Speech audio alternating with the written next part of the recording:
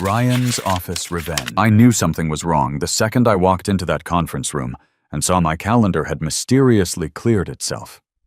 No meetings, no reminders, just a single line at 9:00 a.m. Check-in with Nicole, HR joining. That's not a check-in. That's an execution disguised as a performance review.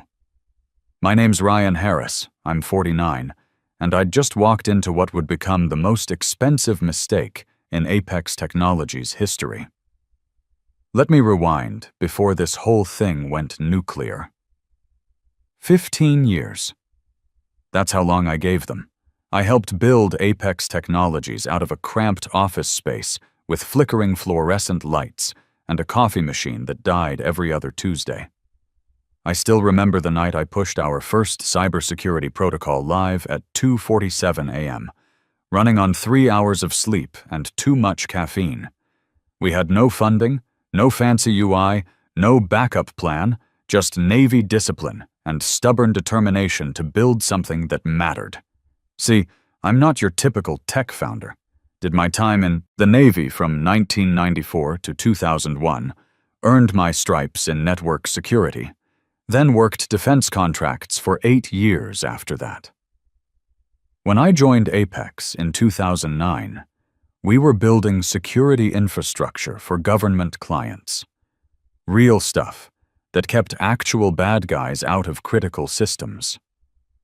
I was the one writing code that protected power grids and water treatment facilities, while everyone else was chasing the latest social media trend.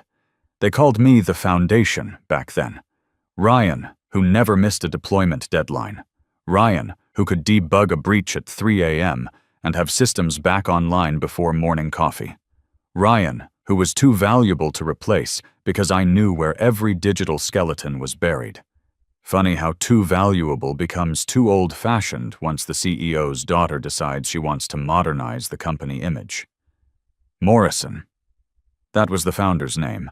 Old-school guy who understood that security wasn't glamorous, but it was essential. His daughter Brittany, though, she had different ideas about what the company should become. Fast forward to last quarter. I'm still running point on our core infrastructure, but suddenly I'm not getting invited to leadership meetings anymore. One week, it's we're streamlining communications. The next week, it's trying to reduce meeting fatigue. My Slack messages get thumbs-up reactions and radio silence. I didn't need a security clearance to read the writing on the wall. Brittany Morrison had officially taken control. 34 years old, Harvard MBA, never written a line of code in her life. But she had opinions about user experience journeys and loved saying things like, "Data is the new oil" in every company presentation. I didn't dislike her at first. She was energetic, confident, and wore business suits that probably cost more than my truck payment. But slowly, her vision started replacing our foundation.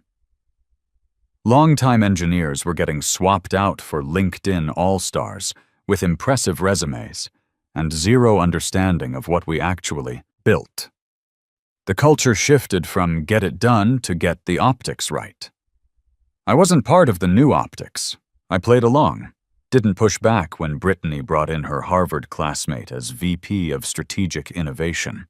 Didn't roll my eyes when we rebranded from secure systems to digital transformation solutions. I just kept doing what I'd always done, solving the impossible with discipline and logic. My military training taught me patience, and sometimes the best strategy is watching your opponent make mistakes. Then came the company rebrand.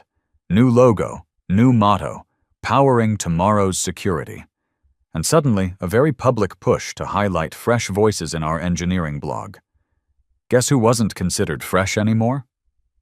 I became the ghost in the machine, still fixing things when production broke at midnight, but otherwise invisible. My son Logan, 19 and in his sophomore year at Northwestern, started asking questions during our weekly calls. "Dad, you sound tired. Everything okay at work?" I'd tell him things were fine. But the truth was, I could see the writing on the wall. The company I'd helped build from nothing was being reshaped into something I barely recognized. And my equity stake, the money that was supposed to secure Logan's education and my retirement, was tied up in a business that increasingly didn't want me around. Until that HR calendar invite showed up. The night before that meeting, I found myself digging through an old folder on my personal drive I hadn't touched in years. Founding Documents, 2009. Buried deep in my cloud storage beneath layers of old contract files and incorporation papers. Something about the silence around me, the way I'd been erased without even being confronted, triggered my old military instincts. When you've been trained to prepare for threats you can't see coming, you develop habits that stick. I remembered a clause, a weird protective one from back when our lawyers were still figuring things out and we all thought equity was some kind of magic. Mr. Morrison had insisted on it. Said something about protecting the people who actually built the foundation while the business folks worried about the pretty stuff on top. I didn't even open the document that night, just stared at the file name. Then I bookmarked it. My gut told me to keep that close, and after 2 decades of trusting my instincts in high-stakes situations, I'd learned not to ignore them. The morning of the meeting, I drove to work in my 2018 Ford F-150. Reliable, practical, the kind of truck that gets the job done without making a statement. I'd bought it used because I was busy putting money into Logan's college fund instead of impressing people in the company parking lot. Priorities. Walking through the lobby, I nodded to security. Guys who knew me, respected what I'd built. They had no idea this might be the last time they'd see me as an employee instead of a visitor. The conference room was on the 3rd floor. Glass walls, corporate art, the kind of sterile environment where careers go to die. Brittany walked into that glass fishbowl conference room like she was auditioning for a corporate reality show. She had that confident glow people get when they're about to do something incredibly stupid with absolute certainty. Her heels clicked like a countdown timer as she crossed the room, not even looking at me until she sat down. Behind her, Nicole from HR fumbled with a stapled packet, looking like she was trying to locate the nearest exit in case things went sideways. I didn't move, just sat straight, hands folded, like I'd been through this kind of briefing before, because I had, just never with such obvious theater. Brittany cleared her throat. Ryan, thanks for making the time. I wanted to say, you scheduled this over my infrastructure review, but I just nodded. We've been evaluating team dynamics and overall strategic alignment, she began, using that rehearsed tone you get when someone practices in front of a mirror, but forgets they're talking to an actual person. There have been consistent concerns about your adaptability to our new methodologies and resistance to collaborative evolution. Translation: you didn't kiss enough ass in Slack channels, and you questioned my friend's brilliant idea to outsource our core security monitoring to a third-party vendor last month. Nicole piped up with, we want to foster an environment where all voices feel heard. I glanced at her. Apparently not mine. Brittany slid a manila envelope across the table like she was serving divorce papers. This is your exit package. Termination is effective immediately. I looked down at the envelope. No negotiation, no warning, just a clean break. That told me this wasn't reactive. This was planned, premeditated. The room suddenly reeked of expensive perfume and cowardice. I know this is a lot to process, Brittany said, grinning wider. We really appreciate your contributions over the years. I could have laughed, but it would have been wasted energy. Instead, I looked her square in the eye, picked up the envelope, tucked it into my jacket, and said, I'll clear out my desk. No protests, no emotional speeches about loyalty or legacy. Just calm, controlled, military bearing. Brittany blinked like she hadn't gotten the dramatic scene she was hoping for. Nicole started to say something about transition support, but I was already standing. I walked through the open office, past the engineers pretending not to notice, past the product team staring at their monitors like maybe if they didn't look, it wasn't happening. One guy, Jordan from infrastructure, caught my eye and mouthed, "What the hell?" I just gave him a single nod. At my desk, I packed methodically. Not frantically, not for show, just efficiently. 2 technical achievement awards, one for implementing our zero-breach security framework, another for the government contract that saved the company during the 2016 recession. A photo of Logan at his high school at graduation, proud smile in his cap and gown. A worn stress ball shaped like a server rack that he'd given me for Father's Day 3 years ago, when he was still trying to understand what his old man did for a living. I left the company mug and the branded notebook. Didn't feel like carrying around souvenirs from a place that had just erased me. Then I did something that probably looked like absent-minded forgetfulness. I placed my badge on the desk, and beside it I laid a slim black folder.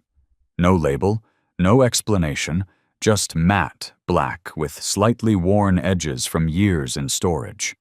I walked out of Apex Technologies for what everyone assumed was the last time. No tears, no drama, no resistance, just a man who knew where all the digital bodies were buried and had kept every receipt. The news hit Slack like a cyber attack. Ryan's outspread through every channel faster than a network worm. The general chat went quiet, but the direct messages lit up like Christmas. Everyone suddenly very interested in what just happened. Some people reacted fast. The ones who owed Brittany favors or wanted to stay on her good side. Lots of wishing. Ryan the best in his future endeavors posts with emoji so forced they practically screamed, "Please don't fire me next." A few engineers added heart emojis. Jordan posted a single broken server icon. But the real conversation was happening in private channels, in encrypted messages, in hushed conversations by the coffee machine. The whispers weren't about me leaving. They were about how fast and quiet it had been. No announcement, no farewell email thanking one of the company founders. Just gone. People remembered that I'd been there since the beginning, that I'd pulled all-nighters to meet government contract deadlines, that I'd personally written the security protocols that kept Fortune 500 clients from getting hacked, that my code was literally the foundation everything else was built on. And now, I was just erased. Brittany wasn't about to let silence tell the story. Mid-afternoon, she called an emergency all-hands meeting. Perfect camera angle, professional background, the whole performance. "Hi, everyone," she said with that practiced smile. "I wanted to share some exciting organizational updates. As part of our continued leadership evolution, we've made the strategic decision to transition Ryan Harris, our former CTO, to pursue new opportunities." Former CTO. Like I hadn't been there before the company had actual customers. To move forward with our innovation roadmap, we need leadership that's agile and collaborative. Legacy approaches can slow down velocity. There it was. Legacy approaches. She didn't say dead weight directly, but the message was clear. The old Navy guy was holding back progress. I watched the recording later from my kitchen table. By the time I'd driven home in my Ford, the one I never upgraded because I was busy putting Logan through Northwestern at $60,000 a year, the video was already posted on the company portal. I didn't get angry, didn't punch walls, didn't even curse. I opened my laptop, propped it against a coffee mug, and tethered it to my phone. Took 8 seconds to boot up, another 6 to find the file. Founding Documents, 2009, Shareholder Agreement, PDF. Article 7. There it was. The protective clause from our original shareholder agreement, drafted back when Mr. Morrison was still running things, and we were all young and optimistic enough to think loyalty mattered more than politics. A clause that had been revised and updated in every funding round since, but never deleted because no one thought it would ever matter. It stated in plain language that the founding technical officer, defined explicitly by name and original code contribution, could not be involuntarily terminated without unanimous consent from all registered investors. Not just the board, not just the CEO. All investors. And if that consent wasn't obtained, immediate reversion of core IP authorizations and hostile transfer triggers would activate. I read it 3 times, making sure I understood every word. Then I smiled for the first time all day. Basically, if you screw me without permission, I get to legally torch the whole operation. I opened my email and typed one line to my attorney, a sharp woman named Sarah Williams, who once told a federal judge that ignorance of binding clauses isn't a legal defense. She'd helped me with my divorce papers 3 years ago and had handled some contract reviews when I was doing freelance work. Subject: Activate Article 7. Urgent. I attached the PDF, my original IP assignment docs, and a screenshot of Brittany's announcement where she was smiling like she'd just won the corporate lottery. Hit send. Closed the laptop, leaned back, and stared out at the gray December sky.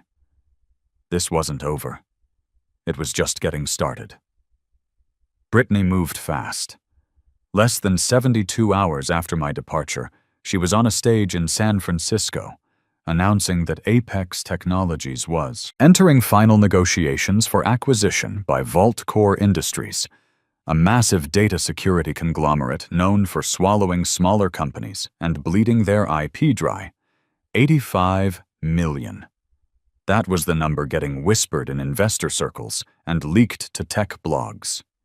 For someone like me, with my equity stake, that meant Logan's college tuition was finally secure.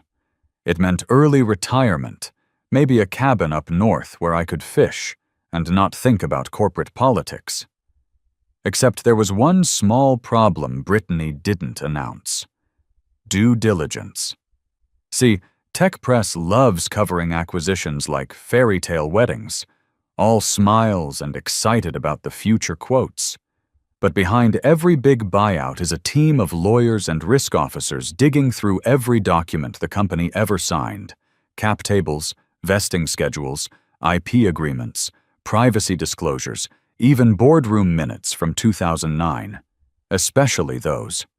Which is why 1 week after Brittany's announcement, a woman named Melissa Torres from VaultCore's legal team started making polite but increasingly pointed requests. Full equity documentation, founder exit verification, IP origination records. And while all that was happening, I vanished. No LinkedIn post about new opportunities. No bitter Medium article titled, "Why I Left Apex." No scorned founder rants. Just silence. The kind that makes people nervous, especially when that silence used to hold root access to every system keeping the lights on. I knew Brittany was monitoring everything now, scanning for backlash like a radar operator on high alert. She had people checking social media, watching for any sign that I might go public with whatever dirt I had. The fact that I wasn't making noise, that was the real backlash, because silence from someone who knows every password and every licensing agreement is terrifying. Logan called me that Wednesday evening. "Dad, I saw something online about your company getting bought." That's good news, right? I was sitting in my kitchen with a beer and leftover pizza, looking at Sarah's latest email about legal strategy. "It's complicated, son." "Complicated how?" I thought about how much to tell him. He was 19, smart enough to understand business basics, but this was chess played with lawyers and board resolutions. "Let's just say your old man might have a few cards to play yet." He laughed. "You always were good at keeping secrets. Mom used to say you could probably run the CIA if you wanted to. After we hung up, I stared at the phone for a while. 3 years since the divorce, and I was still learning how to be a single dad to a kid who was becoming a man. The equity stake wasn't just about money. It was about making sure Logan had choices I never did. College without debt. Time to figure out what he wanted to do instead of what he had to do. That's when Brittany's overconfidence really started showing. Meanwhile, she was smiling through pitch calls with Vault Core, talking about our scalable infrastructure, the one I designed. Bragging about our flexible API ecosystem. The one I patched during a Christmas Day outage in 2018 while she was posting vacation photos from Aspen. She spun my 15 years of work like it was her personal achievement, telling acquisition executives about our robust cybersecurity framework, without mentioning that I was the one who wrote every line of the core protection protocols. In the background, Melissa and her team kept digging. It started small. A request to review the 2009 shareholder agreement in full. Brittany brushed it off. We've updated our cap table multiple times since then. Legacy documents aren't materially relevant to current operations. They asked again. This time copying Brandon Miller, the lead investor. Then came a third request with a list of specific questions. Can you confirm there was a formal board vote for CTO removal? Was investor consent documented and unanimous? Please attach verification. I knew Brittany was feeling pressure because she suddenly posted a team photo on LinkedIn. Big smiles, everyone tagged. Caption: Apex's future is brighter than ever. Pure distraction. But her hands were already shaking behind the scenes. Brandon Miller wasn't just some suit with an MBA. He'd been on our original formation calls back when Apex was 6 people and a dream. He was the one who argued for protective clauses in case some hotshot tried to innovate out the person who actually built the foundation. He understood that technical founders weren't interchangeable parts you could swap out when the optics changed. He knew exactly why Article 7 existed. If Brittany hadn't gotten unanimous consent to terminate me, that clause had just been triggered. But she didn't know that yet. She still thought she'd won. Sarah called me Friday morning. Ryan, I've been through the documents. You need to understand what you're sitting on here. I'm listening. Article 7 isn't just about wrongful termination. It's about IP ownership reversion. If they fired you without proper consent, you don't just get a settlement. You get control of the foundational intellectual property. Everything built on your original code architecture. I set my coffee down. Meaning? Meaning you could potentially own the core technology that makes Apex valuable to Vault Core. Without that IP, there's no $85 million deal. There's no deal at all. I sat in my kitchen, looking out at the December morning, understanding for the first time exactly what kind of weapon Article 7 really was. Sarah, I think it's time we made some calls. The cracks started small, a hairline fracture in what looked like a perfect acquisition deal. But when you start stacking $85 million worth of pressure on top of a flawed foundation, hairline cracks don't just widen, they shatter everything. It began with one email buried in a thread about cap table reconciliation. Subject: follow-up. Historical documentation request from Brandon Miller to Brittany, CCing legal, finance, and Vault Core's due diligence team. Need original signatory records from 2009. Prefer PDF scans, not transcriptions. Simple request. Lethal implications. Brittany read it twice, eyes narrowing. Her first instinct was classic executive deflection. She replied, Hi, Brandon. We've updated all equity structures as of Series C. Historical documents aren't materially relevant to the acquisition. but happy to confirm with our internal counsel. A non-answer dressed up like cooperation. But Brandon wasn't buying corporate speak. He never asked for cap table updates. He asked for signatory history, original documents, founding fingerprints. While Brittany performed damage control, someone much lower on the food chain noticed something odd. Lauren Foster, junior analyst at VaultCore, smart, underpaid, terrified of missing critical details, was combing through system access logs when she stumbled across a dormant repository titled Core Foundation RH 2009, Backup V2. It hadn't been touched in years, just archived under layers of platform updates. But there it was, metadata time-stamped to hell and back. All the foundational IP, encryption protocols, threat detection algorithms, network security architecture, still linked to my author ID, Ryan H. And next to that, a permissions field. Foundational IP rights reserved. Lauren didn't know what that meant, but she knew enough to flag it. Her manager flagged it to legal. Legal paused a scheduled call with VaultCore halfway through a PowerPoint about scalability metrics. They muted the CEO mid-sentence and asked, "Who authorized the termination of the founding technical officer?" Dead silence. Not the thinking kind. The "oh shit, we just drove off a cliff" kind. Brittany tried to play it cool. We had an internal process, standard exit procedures. The associate counsel, a guy in his 30s who'd been quiet the entire meeting, suddenly unmuted. Was unanimous investor consent obtained? Her expression flickered. Excuse me? For his removal, or his... Article 7 of the original shareholder agreement requires full investor consent for termination of the founding technical officer. Unanimous consent. Another silence.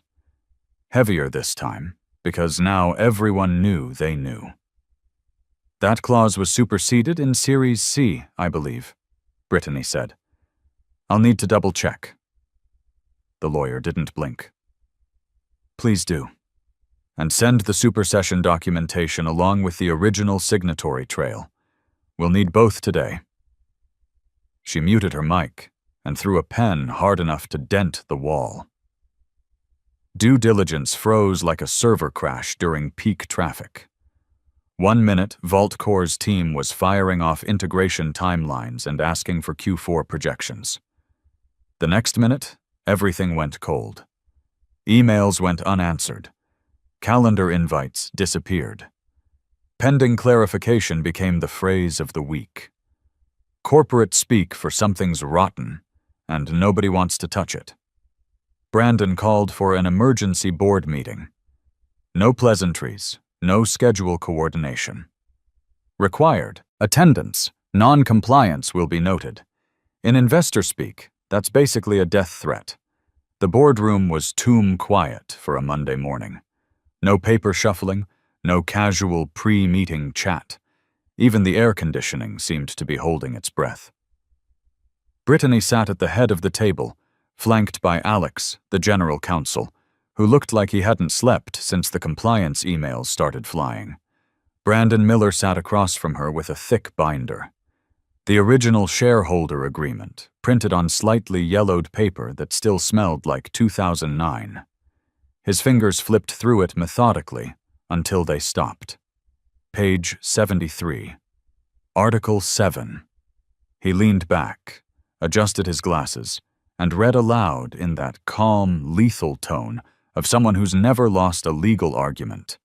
In the event of involuntary removal of the designated founding technical officer, unanimous consent of all Series A through C investors shall be required prior to execution of termination. Failure to obtain said consent shall result in immediate reversion of foundational intellectual property rights to said officer.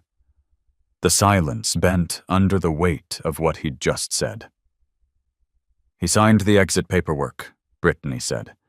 That implies consent. Brandon's eyes narrowed. Not confusion, Astonishment, like watching someone stick a fork in an electrical outlet on purpose. He signed a termination package, Brittany. That's not consent. That's compliance under false pretenses. You never brought this to the board. You acted unilaterally and just triggered hostile IP reversion. The sentence hit like a system failure during a security breach. Alex reached for his water bottle with visibly shaking hands. "You're saying," Brittany began, "I'm saying the man you fired holds legal control of the core technology your entire platform runs on, and because of your negligence, that control has reverted to him." "Then fix it," she hissed. "Call him. Offer more equity. Write a settlement." Brandon straightened. "He's already retained counsel and spoken to press. He doesn't want a settlement." He paused, scanning the room. "He wants you gone." A murmur rippled down the table. Brandon pulled out a second document, a printed email chain between my attorney and VaultCore's legal team. He's offered to license the IP back to Apex, but only after leadership changes are formalized, including removal of the current CEO for material breach. Brittany's mouth opened in disbelief. "This is my father's company." Brandon's face stayed stone cold. "It was, until you torched the clause that gave you permission to run it." The board chair, a former defense contractor with dead eyes and a pension tied to this acquisition, finally spoke.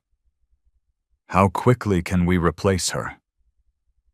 They walked her out that afternoon. No manila envelope, no smug grin, just 2 HR reps and a box of belongings she didn't pack herself. The filing hit the newswire at 7:04 a.m. Eastern. Brief, clinical, bloodless, Apex Technologies acquisition delayed due to internal IP review. By 8:20, shares in VaultCore had dropped 4 points. By noon, 3 tech blogs were running stories about founders' revenge clauses and corporate governance failures. Inside Apex, panic moved like wildfire. Emergency statements about leadership transitions and strategic realignment. By 2 p.m., Brittany Morrison was gone. Meanwhile, I was in my kitchen with black coffee and the morning paper, watching December rain streak down the window like digital static. My phone buzzed. New email.